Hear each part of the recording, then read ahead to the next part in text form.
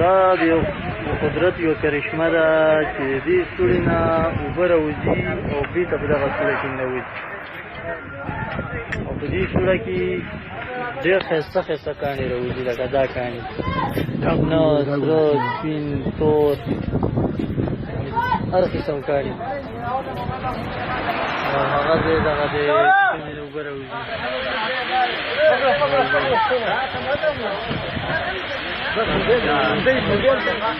خانه دا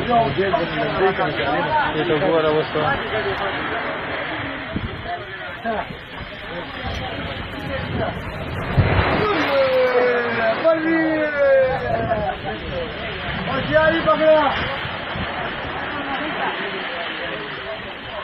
अपने अपने पर